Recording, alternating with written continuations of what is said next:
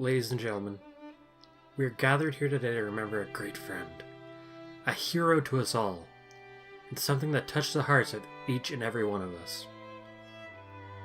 Flash Player was not feature-rich or secure or well-maintained in its golden years, but it still provided endless inspiration into the hearts of animators and fledgling game developers alike, as well as saved each and every one of us from the monotony of schoolwork and actually doing our jobs. Try that we do not remember Flash Player for how it was in the end, but remember it for the memories we made along the way. God, I promised I wouldn't cry.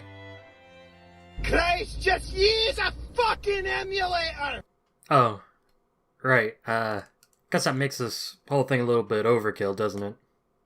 Wait, we're all here. We're all already here. I can figure it out. Just give me 2 seconds, I'm just gonna... And... there. Flash Player saw its launch as we know it today in 1996. It's a program called Future Splash Animator, an admittedly pretty ahead of its time piece of software mainly meant for users of pen-based computers to create vector drawings with originally. The developers of Future Wave, in a smart move, saw an opening in the online software market, shifting directions towards web-based animation due to how low weight their files were, especially important in a world where this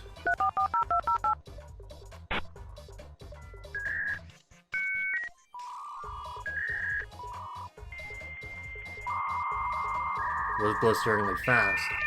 You've got This mail. allowed for video playback online in a relatively timely manner without causing too much strain on a user's system. Microsoft saw this as an opportunity to gain ground on the popular Netscape Navigator at the time and incorporated the software into its own MSN web portal briefly, attempting to create an online television experience, which, while going down like a fart in church, did show the potential in the software.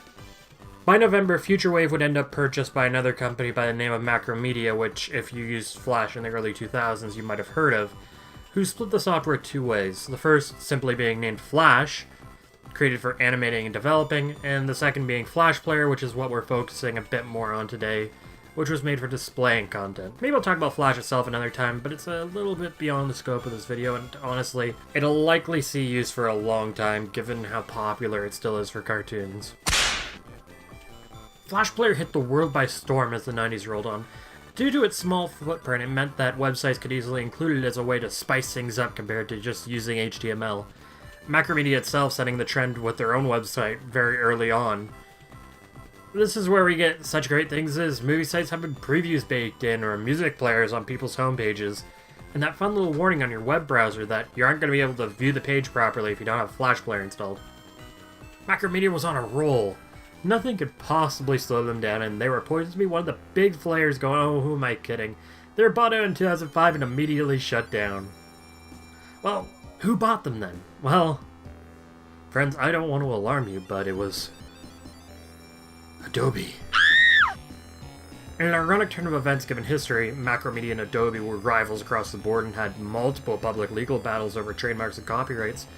Adobe just bought Macromedia for approximately $3.4 billion, integrating all of Macromedia's services and programs into their own suite going forward.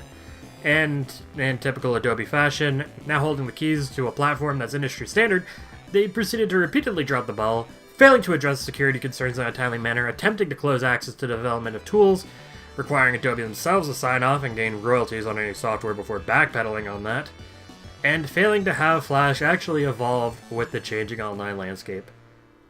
Due to this neglect, by 2009, Flash had quickly become a massive security problem, with it being the preferred point of entry for cyber attacks and won honors for being in general an unsafe piece of software to be using willy-nilly.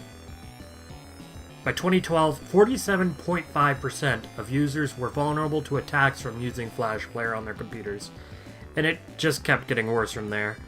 In 2016, Adobe had to deal with an emergency patch for a vulnerability that would allow hackers to initiate remote code on users' computers.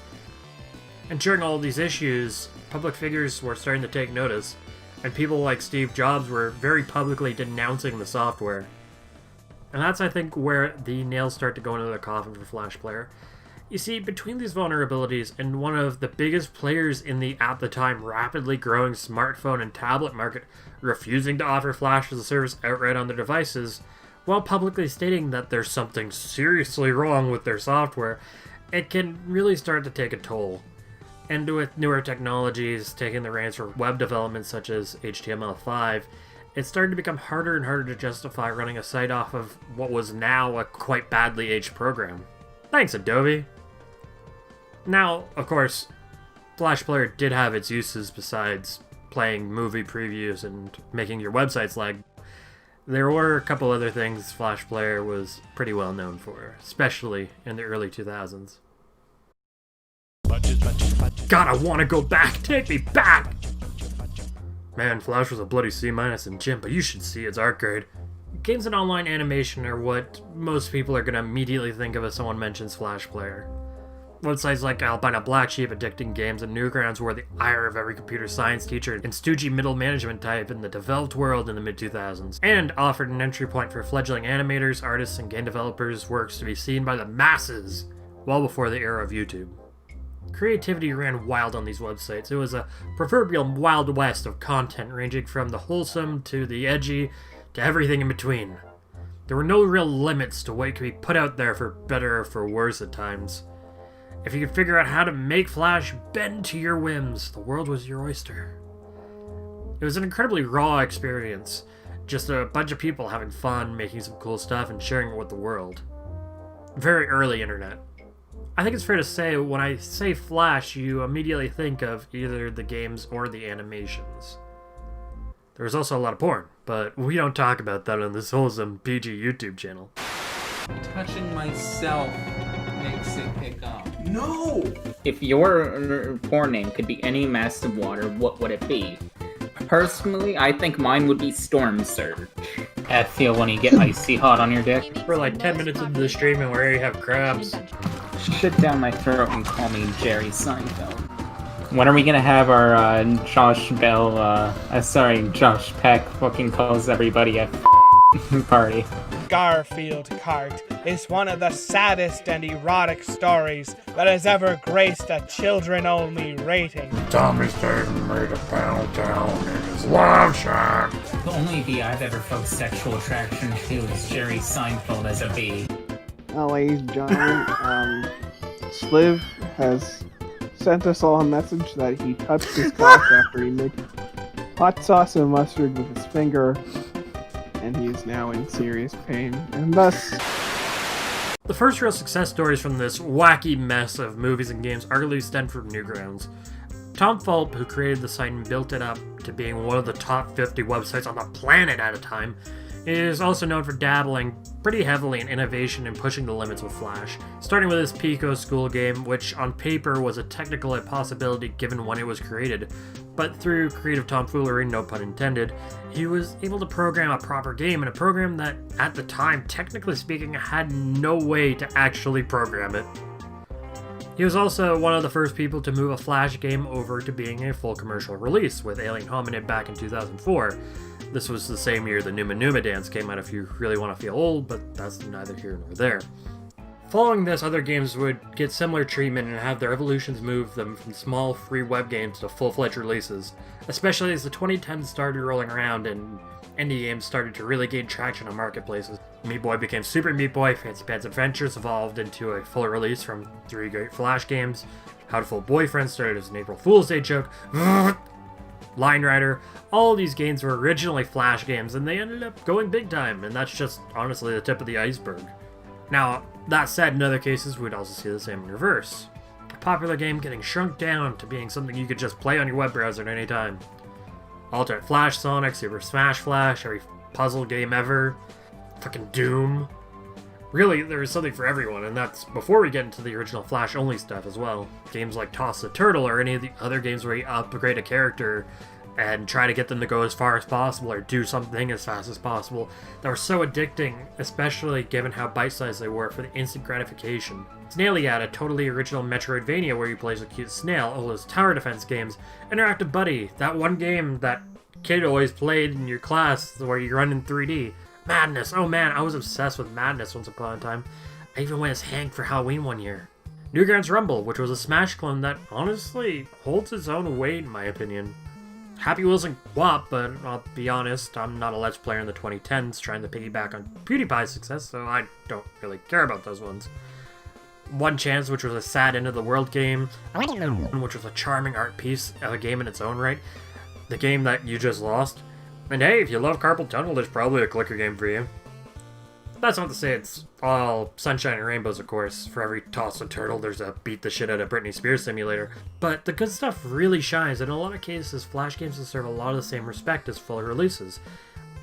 And I think this is the real shame in Flash Player going away. Videos can be far more easily preserved. I can watch the Ultimate Showdown anytime I want. But now, a lot of these games are likely going to go unsung.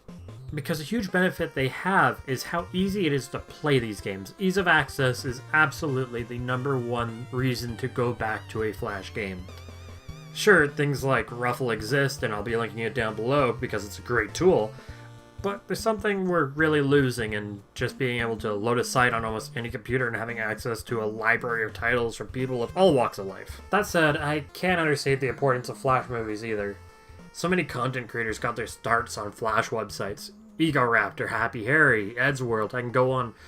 Some videos, dare I say, even define an entire era online, like the Numa Numa, Homestar Runner, Homestuck, Nyan Cat, Ultimate Showdown, Brawl Taunt, Sonic Shorts, Nazo, every video where Mario says fuck. I'd love to go into detail for all of these, but I really think the best way to truly show appreciation for these games and movies is to give them a watch and play them for yourselves. I can't do all these things justice, it's just beyond the scope of what any video can do.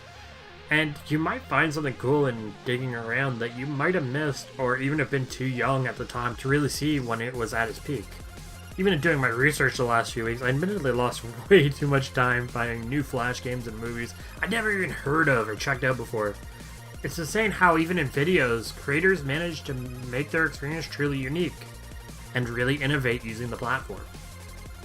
I think the biggest thing to note in the end is that for all of us, Flash Player provided a different experience.